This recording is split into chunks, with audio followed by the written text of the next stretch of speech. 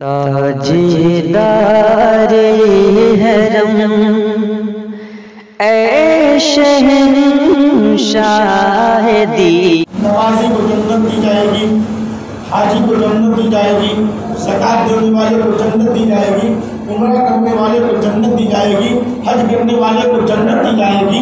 جتنے اعمال، جتنے یہ عبادتیں ہیں، ان عبادتوں کو کرنے والا جنت پائے گا، لیکن روزے کا مقام یہ ہے الصوم لی وانا اجزا بہ۔ اللہ فرماتا ہے روزہ میرے لیے ہے، اور ہر عبادت کا کرنے والا عبادت کے بدلے جنت پاتا ہے، مگر روزہ رکھنے والا عبادت کے بدلے اپنے رب کو پاتا ہے، روزہ کے بدلے اپنے رب کو پاتا ہے۔ الصوم لی وانا اجزا بہ، روزہ میرے لیے ہے اور روزے کی جزا میں خود ہوں۔ اللہ فرماتا ہے روزے کی جزا میں خود ہوں۔ چونکہ اس میں باریکی یہ ہے، اور جو عبادتیں ہیں ان عبادتوں کو آج دوسرا آدمی سمجھ لے گا، دیکھنے والا سمجھ لے گا کہ عبادت ہو رہی کہ نہیں ہو رہی۔ اب نماز پڑھنا، رکوع کیا، سجدہ کیا، تلاوت کی، تشہد کیا، دیکھنے والا سمجھ لے گا کہ آپ نماز پڑھ رہے ہیں کہ عبادت کر رہے ہیں۔ آپ حج کرنے کے لیے گئے، تمام تر ارکان ادا کر رہے ہیں، دیکھنے والا سمجھ لے گا کہ یہ حج کر رہے ہیں۔ آپ نے زکات دیا، رقم لائی، پیسہ لایا، آپ نے دے دیا، دیکھنے والا سمجھ لیا انہوں نے عبادت کی ہے، زکات کی ہے۔ جتنی عبادتیں ہیں کرنے والا بھی جانتا ہے اور دیکھنے والا بھی جانتا ہے، مگر روزہ ایک ایسی عبادت ہے باطنی اور چھپی ہوئی عبادت کا بدلہ تو پروردگار عالم خود ہے۔ اور رسول اللہ صلی اللہ علیہ وسلم فرماتے ہیں کہ رمضان شریف کے مہینے کا مقام سمجھو اور روزے کی اہمیت یہ سمجھو کہ اللہ رب العزت رمضان کی پہلی رات جب آتی ہے تو دنیا والوں پر نظر رحمت فرماتا ہے، اللہ نظر رحمت فرماتا ہے۔ اب جس پر اللہ نظر رحمت فرمائے اس پر عذاب ہوگی؟ نہیں ہوگی۔ اس لیے روزے دار بنیے تاکہ اللہ آپ پر نظر رحمت ڈالے، اللہ کی نظر رحمت آپ پر بھی ہو تو دنیا میں بھی کامیاب ہوں گے، آپ بھی کامیاب ہوں گے۔ روزہ یہ رسول گرامی مطہر صلی اللہ علیہ وسلم سے پہلے جو انبیاء کرام تھے وہ بھی رکھتے تھے، لیکن میرے آقا صلی اللہ علیہ وسلم کے زمانے میں رمضان شریف کے مہینے کا روزہ فرض کرا دیا۔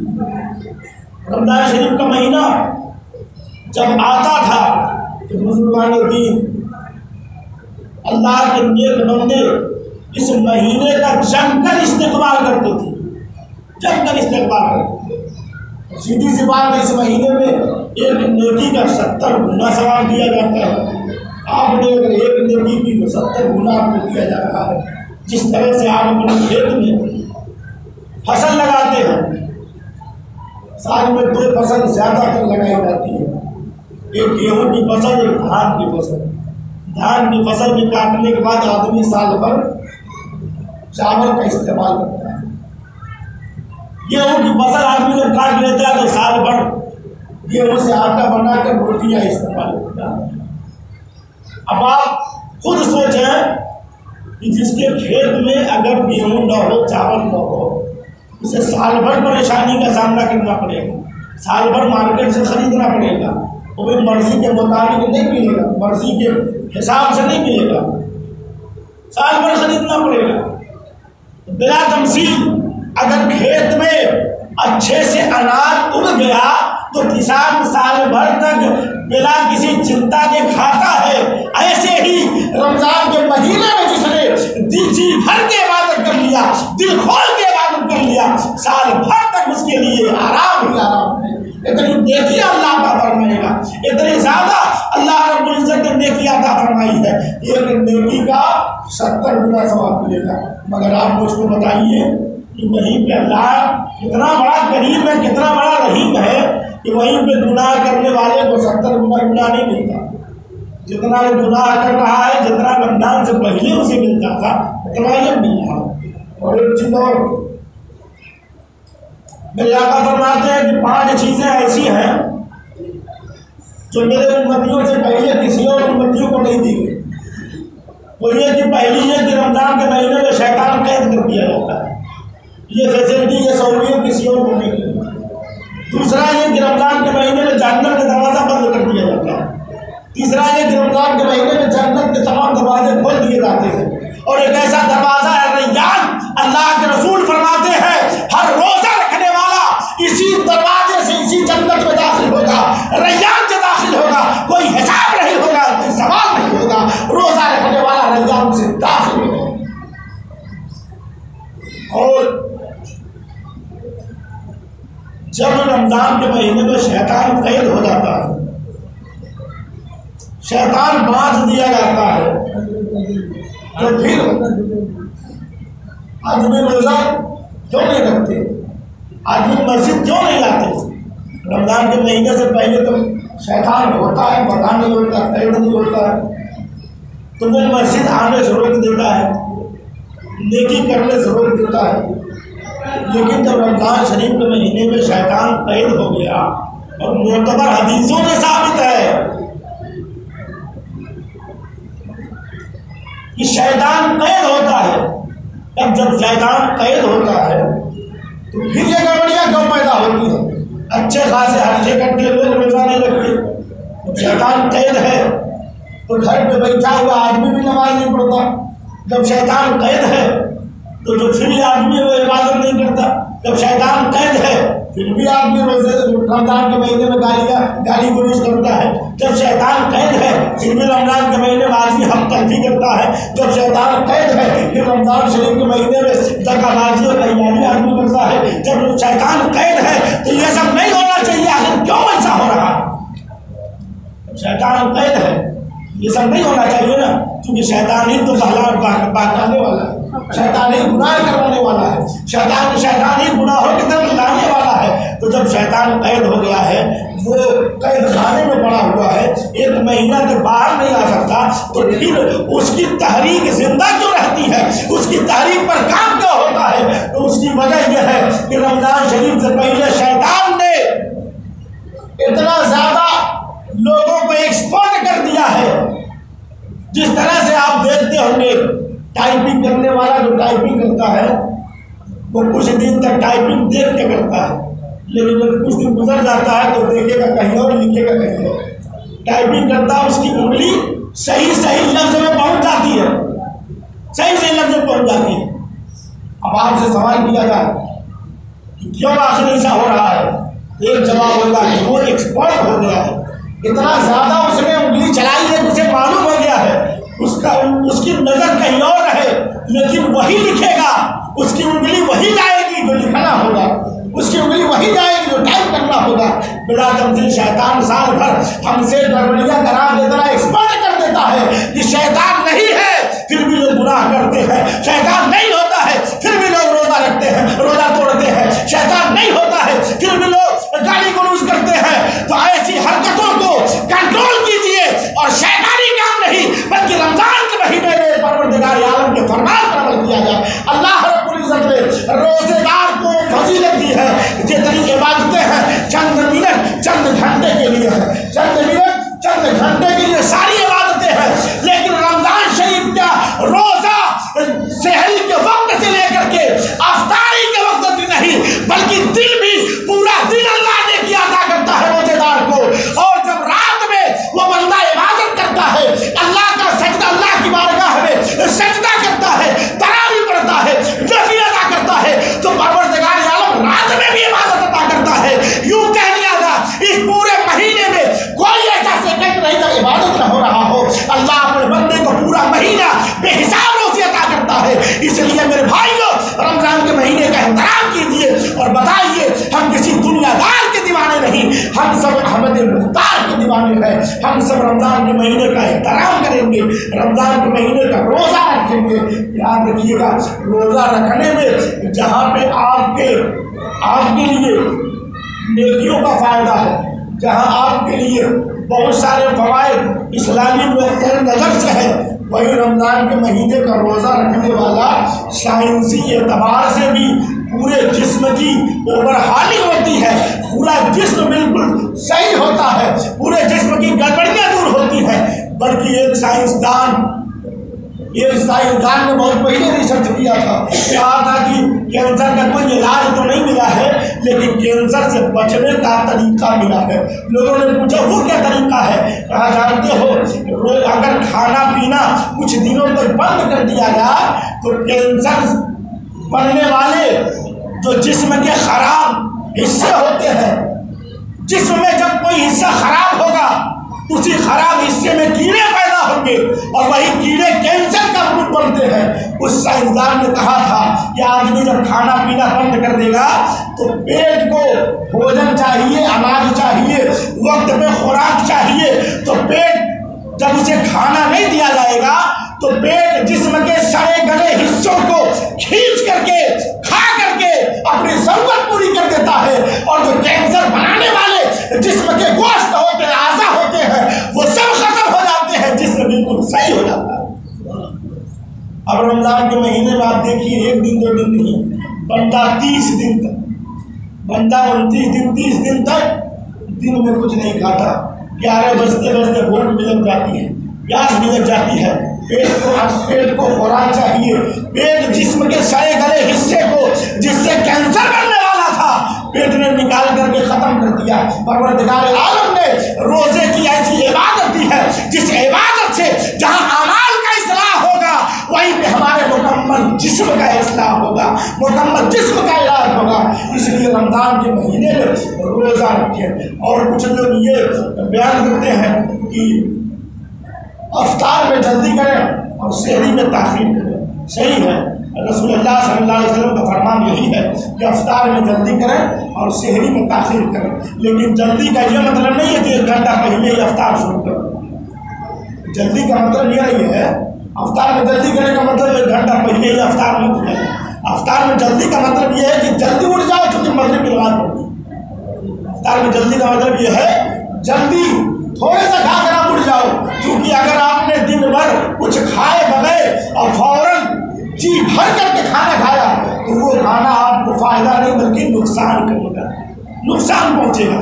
اس لیے تھوڑا سا کھائیں، افطار میں جلدی کا مطلب تھوڑے سا کھائیں اور پھر عبادت کریں تاکہ جو آپ نے کھایا ہے وہ فوراً آپ کے جسم میں پہنچے۔ آپ جب محنت کریں گے، نماز پڑھنے کے لیے اٹھیں گے، بیٹھیں گے تو جو افطار آپ نے کیا ہے وہ صحیح جگہ میں پہنچے گا، آپ کو کوئی دوسری پریشانی کا سامنا نہیں کرنا پڑتا ہے۔ آپ نے یوں پریکٹیکلی دیکھی ہوگی، اگر آپ کو پیاس تیز لگی ہو اور 2-3 گلاس پانی پی لیں تو کتنے لوگ تو بے ہوش ہو کے گر جاتے ہیں۔ اگر پیاس لگی ہو زور سے 2-3 گلاس پانی جلدی آدمی پی لے تو بے ہوش ہو کے گر جاتے ہیں۔ کتنے لوگ جو کہتے ہیں پانی لگ گیا پھر پکڑ لیتے ہیں، کتنے لوگ بیٹھ جاتے ہیں اٹھ نہیں پاتے، کتنے لوگ جسم میں طاقت نہیں رہتی ہے۔ بالکل یہ کیا ہوتا ہے؟ کیونکہ جس پیٹ کو کچھ وقت سے کھانا نہیں ملا، پانی نہیں ملا، خالی ہے، اس کی کیفیت بدل چکی ہے۔ اچانک اگر خوب زیادہ دے دیا جائے گا تو نظام گڑبڑ ہو جائے گا، وہ فائدہ کے بجائے مضر ہو جائے گا، نقصان پہنچانے والا ہوگا۔ اس لیے افطار جب کریں تو افطار میں بھی ہلکا سا افطار کریں، پھر مغرب کی نماز پڑھیں، مغرب کی نماز پڑھنے کے بعد اب آپ جی بھر کر کے کھائیے، ہے نا۔ پھر دوسری بات کہ سحری میں تاخیر کریں۔ سحری میں تاخیر کا مطلب یہ نہیں ہے کہ کچھ لوگ اذان میں انتظار کرتے ہیں، کہتے ہیں جب تک اذان نہیں ہوگی تب تک ٹائم ہے، بلکہ جب اعلان کر دیا جاتا ہے کہ وقت سحری ختم ہو گیا ہے تو سحری کا وقت ختم ہو گیا، اب آپ کو وہی ہاتھ روک لینا ہے، وہی ہاتھ روک لینا ہے۔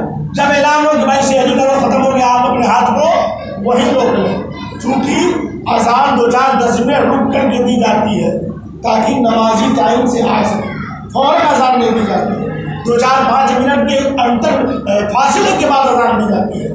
اس لیے سحری میں تاخیر کا مطلب یہ نہیں کہ اذان کے بعد بھی آپ سحری کرتے رہیں۔ سحری میں تاخیر کا مطلب تھوڑا سا زیادہ کھائیے، افطار میں جلدی کا مطلب کم کھائیے، سحری میں زیادہ کا مطلب تھوڑا سا زیادہ کھائیے، یہ مطلب ہے۔ سحری تھوڑا زیادہ کیجیے، افطار تھوڑا سا کم کیجیے، یہ مطلب ہے کہ افطار میں جلد بازی کریں اور سحری میں تاخیر کریں۔ یقیناً رمضان کا مہینہ آیا ہوا ہے، اس مہینے میں جہاں آپ اپنے منہ کو کھانے سے روکیں، اپنے پیٹ میں اناج جانے سے خود کو روکیں کہ آپ کا جسم ایسا کام نہ کرے کہ منہ میں اور پیٹ میں پانی جائے، اناج جائے۔ وہیں پہ ایک بزرگ فرماتے ہیں کہ روزہ بمانا رک جاتا ہے۔ حضرت داتا گنج بخش لاہوری رحمۃ اللہ علیہ فرماتے روزہ بنانا رک جانا ہے ہر اس کام سے جس سے شریعت نے منع کیا۔ روزہ رکھ کر کچھ لوگ ویڈیو بھی دیکھتے ہیں، کچھ لوگ ٹی وی بھی دیکھتے ہیں، کچھ لوگ گانا بھی سن لیتے ہیں، کچھ لوگ گالی گلوچ بھی کر لیتے ہیں، کچھ لوگ غیبت بھی کر لیتے ہیں، کچھ لوگ چغلی بھی کر لیتے ہیں، کچھ لوگ خرافات کا کام بھی کر لیتے ہیں۔ لیکن نہیں، روزہ تب صحیح ہوگا کہ روزہ بنانا رک جانا ہے ہر اس کام سے جس کو شریعت نے منع کیا ہے۔ اگر گانا سننا گناہ ہے تو روزے دار اگر گانا سنے گا تو اس کا روزہ مکمل نہیں ہوگا۔ اگر فحاشی کرنا گناہ ہے تو روزے دار اگر فحاشی کر رہا ہے تو روزہ مکمل نہیں ہوگا۔ اگر گالی گلوچ کرنا اسلام میں ناجائز ہے تو روزے دار اگر گالی گلوچ کر رہا ہے تو روزہ مکمل نہیں ہوگا۔ کچھ باتیں ایسی ہیں جو لوگ کہتے ہیں کہ ارے چلیے کوئی بات نہیں، ناجائز جو حرام میں مکروہ ہے تو ہے۔ کچھ لوگ کہتے ہیں اچھا روزہ میں یہ کر لیا تو مکروہ ہی تو ہے، روزہ میں یہ کر لیا تو مکروہ ہی تو ہے۔ مکروہ کہتے ہیں کہ جو کراہیت جس سے آ جائے، مطلب جس سے داغ آ جائے، داغ۔ آپ نے روزہ رکھا، آپ کا روزہ مکروہ ہو گیا تو مطلب آپ کا روزہ داغدار ہو گیا۔ آپ مارکیٹ میں بھنڈی کریلی خریدنے جاتے ہیں تو جس میں داغ ہوتی ہے اسے اٹھا کے کنارے پر بے داغ سبزی لے کر آتے ہیں، بے داغ سامان چاہیے، داغ والا نہیں چاہیے۔ یہ آپ کا اپنی پسند ہے۔ میرے بھائیو، جب اپنے کھانے والی چیز، استعمال میں لانے والی چیز بے داغ چاہیے تو پروردگار عالم میں جو عبادت کی جائے وہ داغ والی عبادت کیسی ہو؟ خدا کی قسم وہ بھی عبادت ہو تو داغ والی نہیں، بے داغ عبادت ہو، جس عبادت کی بنیاد پر ہمیں دنیا میں بھی کامیابی ملے، خدا میں بھی کامیابی ملے، ایسی عبادت ہو۔ یہ خیال نکال دیں کہ مکروہ ہے، مکروہ ہے نہیں، بلکہ عبادت ایسی کریں کہ مکروہ کا سوال پیدا نہ ہو، بلکہ اتنا بہتر عبادت کریں کہ آپ کو یقین ہو کہ میری عبادت اللہ نے قبول ہوگی۔ اور رمضان شریف کا مہینہ جس میں 3 اشرے اللہ نے بنائے ہیں، ایک رحمت کا اشرہ، دوسرا مغفرت کا اشرہ، ایک رحمت کا اشرہ جو 10 دن تک اللہ رب العزت رحمتیں نازل فرماتے ہیں۔ اس اشرے میں آپ دل کھول کر عبادت کریں۔ ابھی کچھ دن پہلے میں نے دیکھا کہ جب بندی تھی اور مسجد میں 2-3 لوگوں کو نماز پڑھنے اور تراویح پڑھنے کی پرمیشن تھی تو بہت سے لوگ جو ہے آتے تھے عبادت کرنے کے لیے، لیکن اس بار پرمیشن تو اب ہے، کوئی باؤنڈیشن نہیں ہے، کوئی روک نہیں ہے، تو اب دیکھا جائے گا کہ ابھی لوگ مسجد میں کتنے لوگ آتے ہیں۔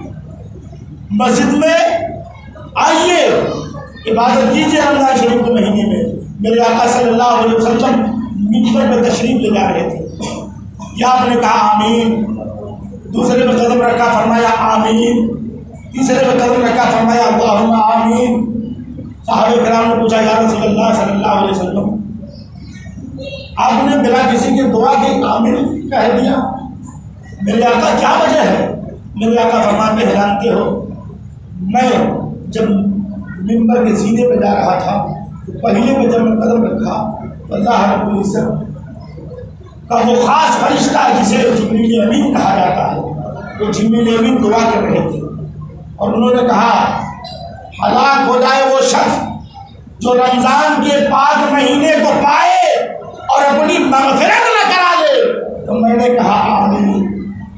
اندازہ لگا اس مہینے میں جن لوگوں نے اب تک عبادت نہیں کی ہے وہ اپنے مقدر میں ناز کریں کہ اللہ نے ایک رمضان اور دے دیا ہے جس کی ہلاکت کی دعا جبریل امین نے کی ہو اور جس کے ہلاکت کی دعا میں آمین رسول اللہ نے کی ہو۔ بتائیں وہ کتنا کم نصیب ہوگا۔ اس لیے رمضان کے مہینے میں اپنی مغفرت کرا لے، ایسی عبادت کریں۔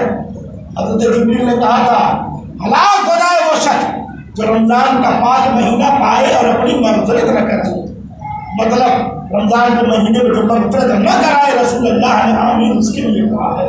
اگر آپ چاہتے ہیں آپ کی مغفرت ہو تو رمضان میں رب کی رضا کے لیے عبادت کرنی ہوگی، روزہ رکھنے کے ساتھ ساتھ مالی اور جسمی تمام عبادتیں کرنی ہوگی۔ یقیناً اللہ رب العزت آپ کی مغفرت فرمائے گا۔ رمضان کا مہینہ اسی لیے تو نازل کیا گیا۔ میرے آقا فرماتے ہیں اللہ تعالیٰ نے مجھ سے فرمایا اے میرے حبیب، اگر آپ کے آنسوؤں کی بات نہ ہوتی، اگر آپ امتیوں کے لیے جتنا تڑپتے ہیں میرے محبوب کو تڑپنے کی بات نہ ہوتی تو میں آپ کے امتیوں کو رمضان نہ دیتا۔ میں نے رمضان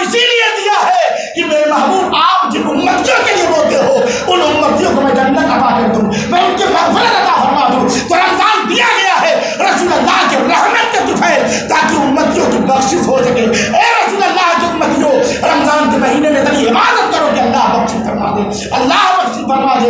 یقیناً اگر آپ صدق دل سے عبادت کریں گے تو آپ کی عبادتیں قبول بھی ہوں گی اور آپ کی مغفرت بھی ہوگی۔